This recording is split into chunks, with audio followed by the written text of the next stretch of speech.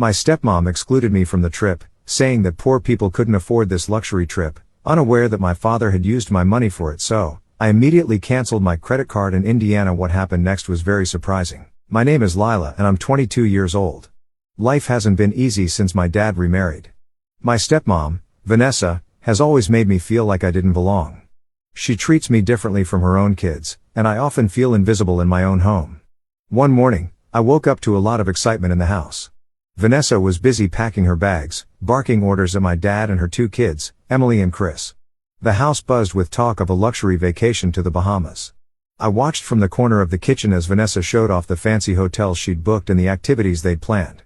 I hadn't heard a word about this trip until now. Why wasn't I invited? I asked, keeping my voice steady. Vanessa turned to me with a fake smile. Oh, Lila, this is a family trip. You know, for our family. She emphasized the word Orab in a way that stung. I am family, I shot back, trying to hide how hurt I felt. Vanessa laughed, her tone dripping with mockery. Sweetheart, this trip is expensive. Poor people like you couldn't afford something like this anyway. Don't take it personally. Her words hit me like a slap in the face. I worked hard, juggling school and a part-time job. Every dollar I saved went toward my future, something Vanessa clearly didn't care about. I clenched my fists under the table, but forced myself to stay calm. Dad. I looked at him, hoping he would stand up for me. But my dad, as usual, avoided my gaze. It's just better this way, Lila. Maybe next time.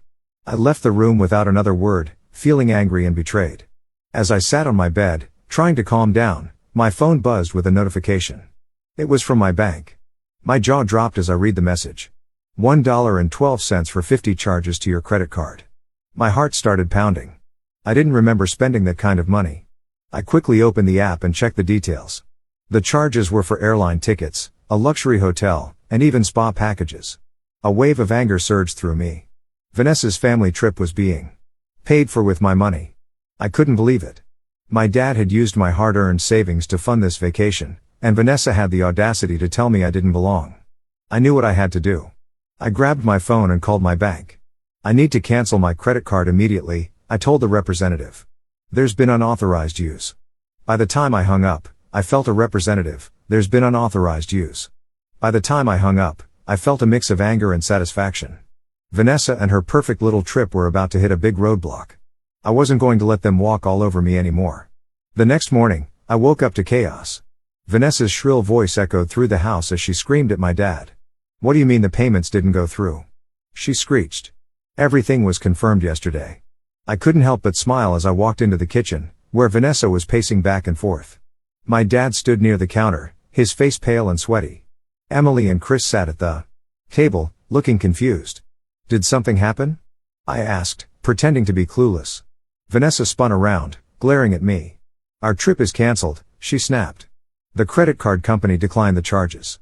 Now everything is ruined. I raised an eyebrow. That's strange. Did you use the right card? My dad shifted uncomfortably. Lila, I think we need to talk. Oh, do we? Asked to fold my arms. What about? Vanessa stepped forward, her face red with anger. Don't play dumb. Mark used your credit card for the trip. Why did you cancel it? My heart pounded, but I stayed calm. Wait, you're saying you used my credit card without asking me? Isn't that, like, fraud? My dad held up his hands defensively. It's not what it sounds like, Lila. We were going to pay you back after the trip. We just didn't want you to feel left out. I couldn't help but laugh at the ridiculous excuse. Oh, right. I'm sure telling me I'm too poor to afford the trip was your way of making me feel included. Vanessa rolled her eyes. Don't be dramatic. It's not like you were going to use that money anytime soon. You should have been happy to contribute to a family vacation. Happies. I shot back. That money is mine. I worked for it. You didn't even ask me. The tension in the room was thick. Emily and Chris quietly slipped out, not wanting to get caught in the middle of the fight. That afternoon, I decided to dig deeper. If my dad was comfortable enough to use my credit card for this trip, what else had he done with my money? I logged into my bank account and started checking my statements. What I found made my stomach turn. For months, there had been small, suspicious withdrawals from my savings account, payments for things like dining out, shopping sprees, and even luxury home decor. All of it was spent on Vanessa and her kids. My dad had been quietly siphoning money from me, little by little. I printed the statements and marched into the living room, where Vanessa and my dad were sulking. I threw the papers on the table. Care to explain this? My dad's face turned pale as he glanced at the documents. Vanessa snatched them up, her eyes narrowing as she scanned the pages. So what? She said coldly. You're part of this family. It's your duty to help out. My duties? I shot back. You're stealing from me, and you think I owe you something? My dad tried to calm me down. Lila, let's not make this a big deal. We're struggling financially, and I didn't think you'd mind. You didn't think I'd mind? I interrupted, my voice rising. You could have asked me. Instead, you just took what you wanted. Do you even care about me, or am I just your personal ATM? I couldn't let this slide. It wasn't just about the money. It was about the utter lack of respect. The next day, I went to the bank and froze all my accounts. I opened a new account in my name, ensuring my dad couldn't touch a single penny. But I didn't stop there. I filed a formal complaint with the bank, documenting every unauthorized transaction. If my dad wanted to behave like this, he'd have to face the consequences. Later that evening, Vanessa stormed into my room. You're selfish, she spat. All we wanted was a nice trip to bring the family closer, and you ruined it. You've embarrassed us, embarrassed you, I said, standing my ground. You embarrassed yourselves by stealing from me. If you want luxury vacations, maybe try earning them instead of taking what isn't yours. Vanessa glared at me, but I didn't back down. For the first time, I felt powerful, like I was finally taking control of my life. A few weeks later, I got a call from the bank. My complaint had triggered an investigation into the withdrawals. As it turned out, my dad had also taken out a loan in my name to cover other expenses. I confronted him with the evidence, and this time, he couldn't deny it. You're my daughter, he said weakly. I thought you'd understand. I do understand, I replied coldly. I understand that you and Vanessa only care about yourselves, but this ends now. I reported the fraudulent loan and my dad was forced to pay it back. The financial pressure became too much for Vanessa and she left him, taking Emily and Chris with her. As for me, I moved out and started fresh, finally free from their toxicity. I got a better job and built a life where no one could take advantage of me again. The last time I saw Vanessa, she tried to ask me for money. I smiled and told her, sorry, I don't lend money to people who can't afford to pay it back. Moving out was one of the hardest things I'd ever done, but it was also the most liberating. I found a cozy little apartment across town, far away from Vanessa's controlling grip and my dad's excuses. It wasn't much, but it was mine and that was enough. After settling in, I focused on rebuilding my finances. I picked up extra shifts at work and started saving aggressively, determined never to let anyone misuse my money again. I even started taking an online course in personal finance, learning how to protect myself from situations like the one my dad had put me in. A few months later, I heard through mutual acquaintances that Vanessa was struggling. She and her kids had moved into a small rental house after leaving my dad. The lavish lifestyle she'd flaunted for years had come crashing down. Her so-called friends abandoned her when the money dried up. One day, Vanessa showed up at my apartment unannounced. I opened the door to see her standing there, looking haggard and defeated. Lila, she started, her voice dripping with fake sweetness. I'm so sorry for how I treated you. I was wrong. Things are really tough for us right now and I was hoping you could help out just this once. I crossed my arms and leaned against the doorframe. Help you? You mean like you helped me by stealing my money? Vanessa's face turned red but she forced a weak smile. I know I made mistakes, but I'm still your family. Family doesn't treat each other the way you treated me, I said firmly. I worked hard for what I have, and I'm not about to throw it away on someone who only cared about me when it was convenient. Vanessa tried to protest, but I shook my head.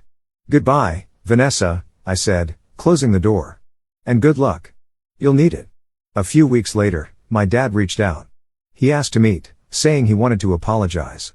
I agreed, but only because I needed closure. When we sat down at the small coffee shop, he looked older and more tired than I remembered. Lila, he began, I've been doing a lot of thinking. I realize now how much I hurt you. I should never have used your money without asking. I studied him carefully.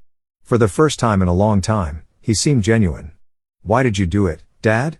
I asked. Why didn't you just talk to me? He sighed, running a hand through his hair. I was desperate.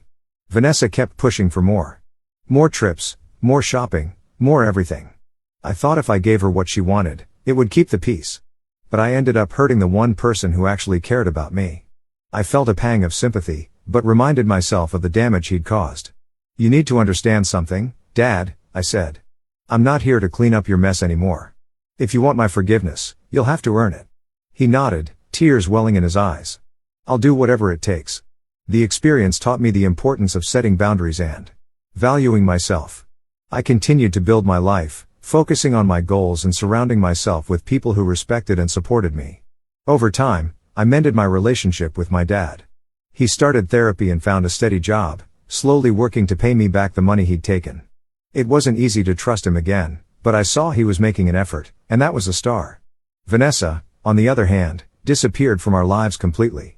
I heard she moved out of state, chasing another doomed relationship. Good riddance, I thought.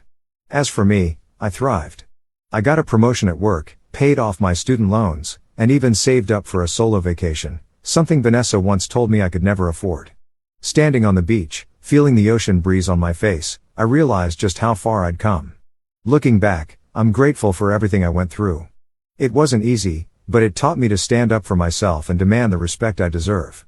Vanessa and my dad thought they could use me, but I proved them wrong. Now whenever I see my bank balance, I smile. Not because of the numbers, but because it's a reminder that I took control of my life. And that is a luxury no one can take away from me.